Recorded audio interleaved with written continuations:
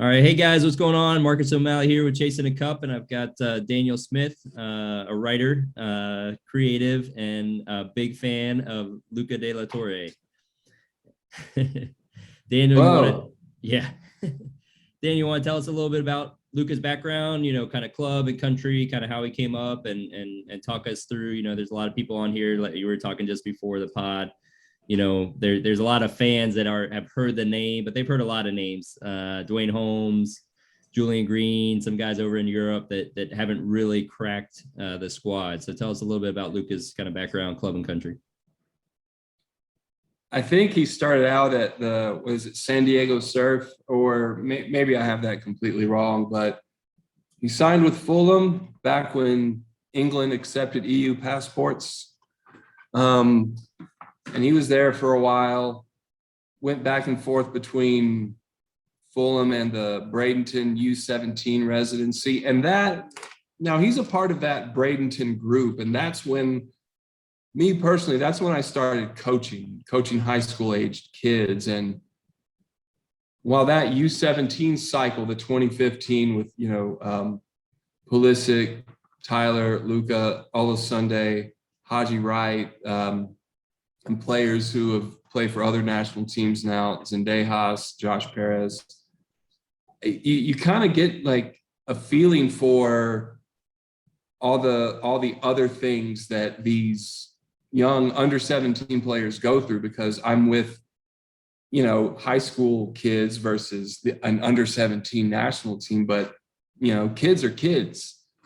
And I started to relate to the youth teams a little more because I've been around those age groups for a while. And I think that group is, when I started to see youth teams in a different light. But as far as Luca goes, I always thought he was a good player, and that under 17 group eliminated in the group stage, but we've all seen going out in the group stage at a U17 tournament doesn't mean much of anything. And who else was on that squad? There was a ton of guys. Yeah, Pulisic. I mean, Weston, he was famously cut, but he could have been there. Brooks Lennon was on the other wing, right? Who? Lennon. Wasn't he playing on the other wing of that team?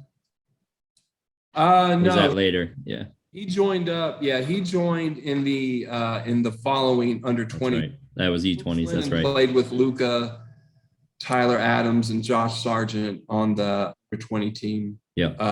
2017, and this, that, and the other, and he had a really good under 20. He had a really good under 20 World Cup. He had 1 goal and 4 assists, and making to the quarterfinals. And then he just went back to Fulham, no loan, no selling, no anything. And I'm going, wait a minute, whoa. 4 assists led the tournament here. Am I not seeing something? Is this one of those players that I'm going to be wrong on again? Is this one of, because you're going to be wrong on players. It's just how it is. And yeah, I heard he was finally leaving Fulham, going to Heracles in the Eredivisie. It's like, oh, okay, good technical league. He's a good technical player. It should suit him. He didn't play on the wing that much. He would get subbed in, start a little bit, and then I would see him play in midfield, and I was like, oh, wow, okay. I think he might be a midfielder. And you don't want to put anything place any blame, because there's, situations are complex. There's this story, that detail, whatever. It just feels like it got to a point that Fulham said, he's a good player, but we don't know what to do with him. So hopefully everybody will figure it out at some point.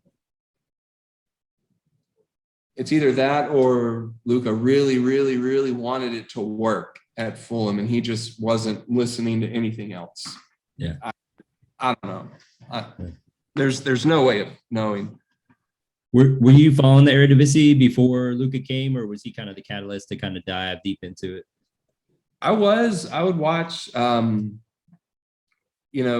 once upon a time ago, Fox Sports World, way before Fox Soccer Channel, had the rights to the Eredivisie, and I would watch games. I would watch, I think they would do 1 or 2 games a week, but those were usually the bigger games, and I would watch it then.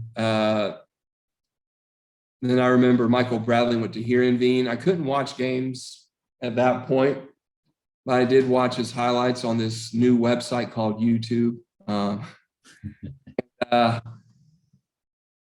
then Josie went to AZ, and I was thinking, oh, okay, this is a league where he'll get a lot of touches, a lot of chances. And I tried to watch some AZ. I would go to this bar here in Asheville, and they had a deluxe sports package, and the manager was a soccer nerd, so he would put on AZ at like crazy hours for me. And like Haji Wright at Venlo, I thought, watch those games, or as many of those games as I could, and Dest at Ajax and stuff. So sure.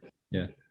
I've watched it. I don't know everything. I don't know a lot about every squad. I can't tell you much about, like RKC Walwick. I can't tell you much about them. So yeah. What about Luca though? You've been watching pretty hardcore this season. Was this like a breakout season, or has he consistently played pretty much around the space? I know he's kind of finding his spot on the field, but it seems like he's kind of been one of the leaders that you've been talking about.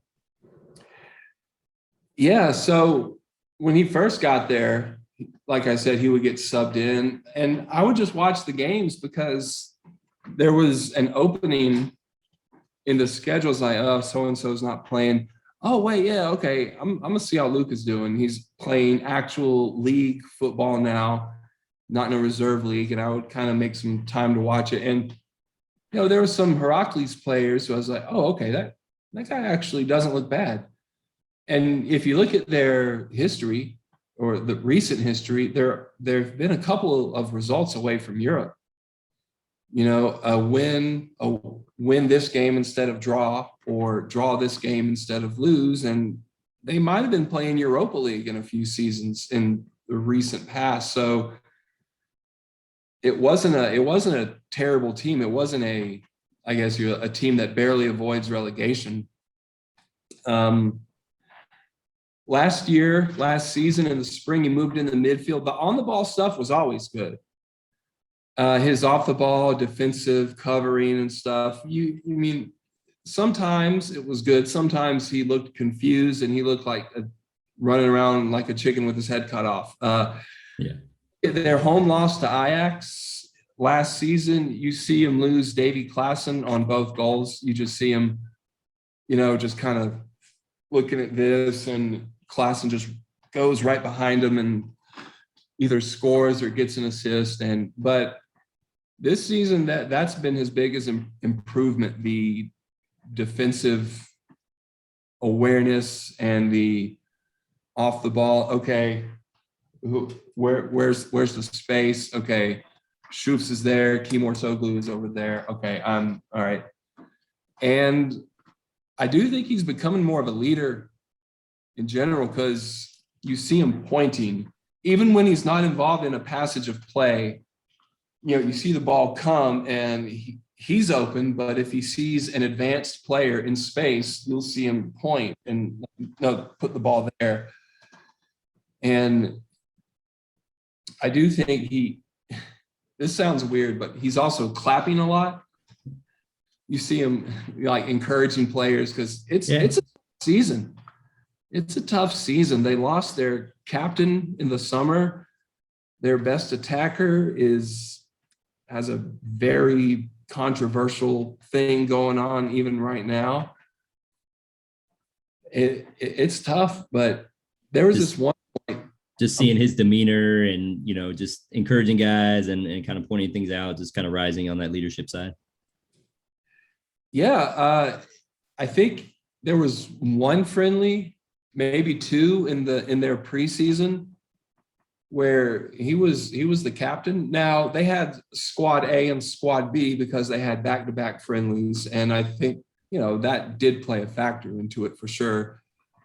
But you do see him like I think it was the Canberra match where he was playing the 10 through injuries and suspensions and whatnot. And you see him get the ball, push it wide.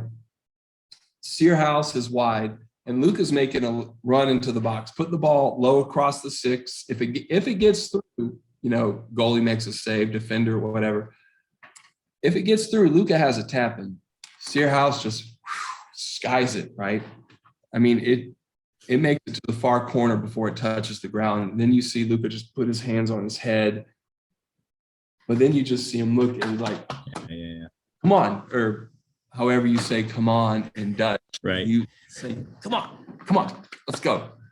So, yeah, I do think he's found a lot of leadership qualities this season that I did not see at all last season. Well, and that kind of goes with his form, right? I mean, you talked a little bit in the article, like want to break down some of the stats. Like what are some of the things that you've seen this season? I mean, clearly he's had a great season, but even statistically within the league, he's really stepped up. What are some of those key stats that you think people might have an interest in? I know a lot of people talk about the assists, him not having assists. And I think you address that in a YouTube video, which I'll share in a link, some of the struggles that they've had finishing. But what are some of the areas where he's been a leader in the league? Pressing. He is in the 90th percentile in pressing or pressing and regaining the ball. He's fit. He is in shape. Heracles in general is one of the more in shape squads, but his pressing and his box to box energy is really good. His progressive carries are pretty good. He takes the ball into the attacking third, either through a dribble or a pass, like 6.5 times a match, which is well above league average for midfielders. And his expected threat, which a lot of people have asked me what's expected threat. It's like, just put a bunch of squares all over the field. And the closer they are to the goal, the closer that square is to the goal, it gets a higher expected threat score. And for a deep player who doesn't really get into the 18, for expected threat through carries to be what it is, I think is very good, especially given the team he's on with the injuries they have. It's pretty good numbers. And his open play, expected assists, leads Heracles. Now, you say 1.64 and like, really? That's the whole thing about expected assists. You go, what expected assists? But I think expected assists doesn't really rate deep through balls that highly. And I think that's why it's so low.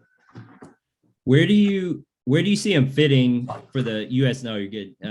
For the US national team, knowing how we line up, where does he slot in? Who would he potentially put pressure on in the starting lineup, or be right behind them? Probably one of the 8s, probably Musa. Yeah. If Musa, I mean, I'm not saying he should start over Yunus Musa, not at all, but Musa doesn't play that much. And when he does play, it's against Real Madrid, and that can't be fun. And, like, if Musa's healthy, he's starting. I don't think anyone's going to argue that. But I do think a midfield of, Acosta, Busio, and Luca would be pretty good because, Luca and Busio, you sacrifice one thing to get the other thing. Busio is much better at set pieces. Luca's not so great.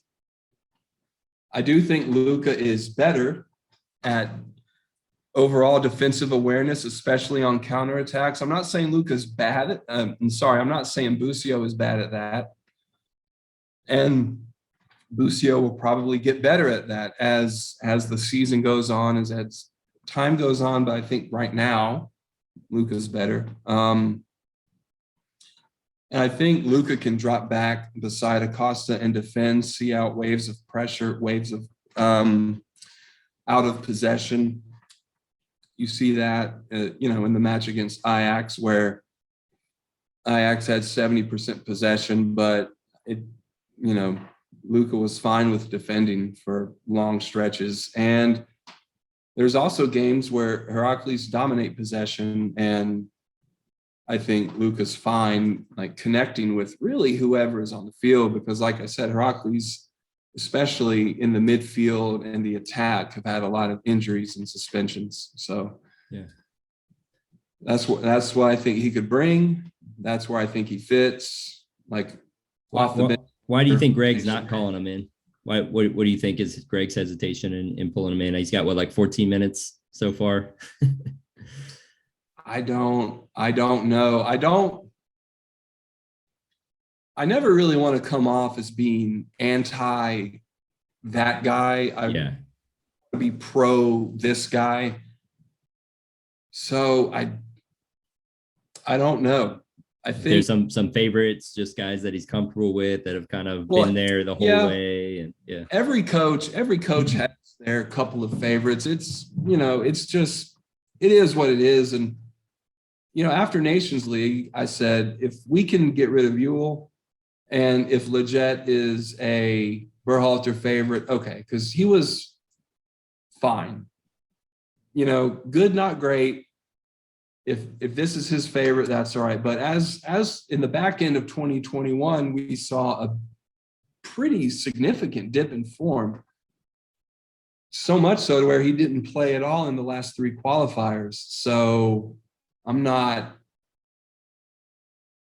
don't know why Luca hasn't gotten more of a chance. And me being a youth national team nerd, I would love to see Pulisic, Weston, Tyler, and Luca on the field all at the same time. That's 4 from a 17 cycle.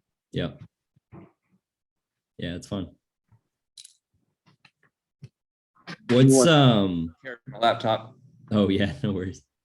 What's his contract situation like going into next season? I think his contract's up this summer, but he's got like a 1 year. Is that right?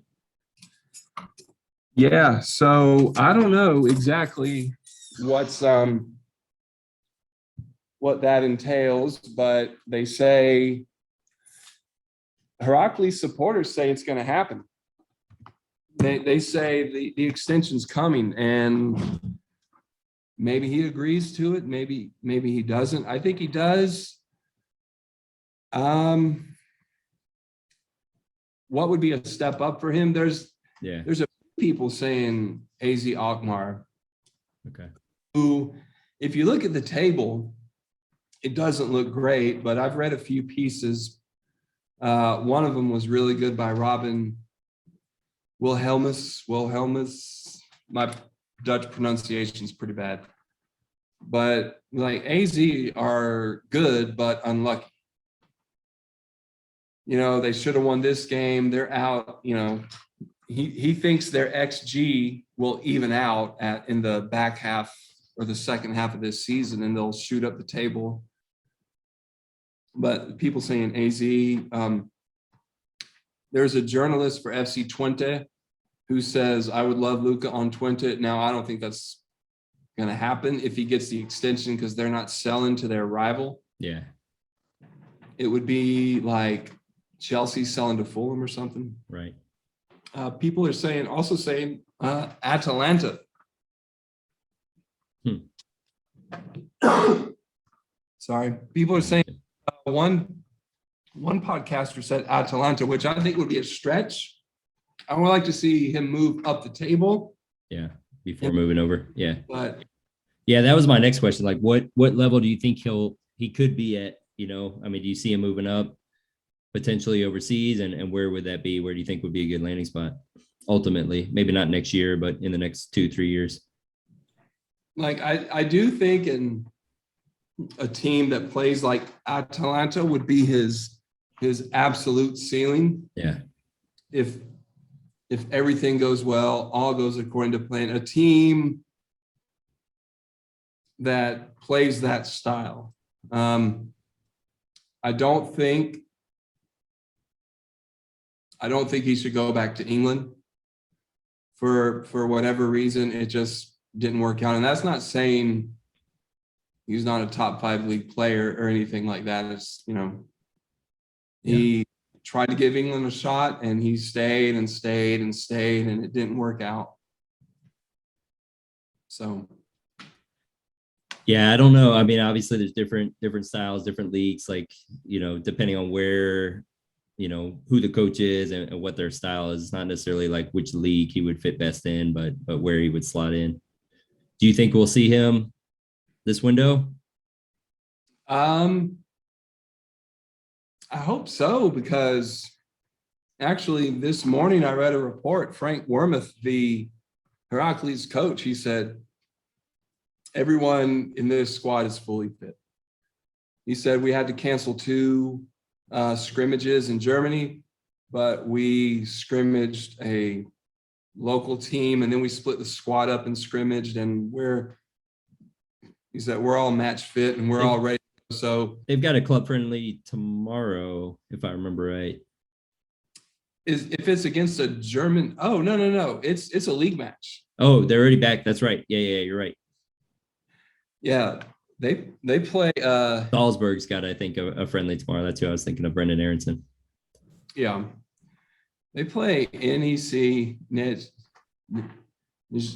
Yeah. Oh my gosh, it's terrible. My Dutch pronunciations is terrible. It's all good. I learned a little Afrikaans, but it didn't help me with the Dutch. Yeah. Now that's the team where, if you watch my video, where he had just a little back heel, just a little dink, and the guy curled a shot and it cannoned off the post. And they went down a man, and it was bad. If they had 11, I think they win that game 2 or 3-1. But that was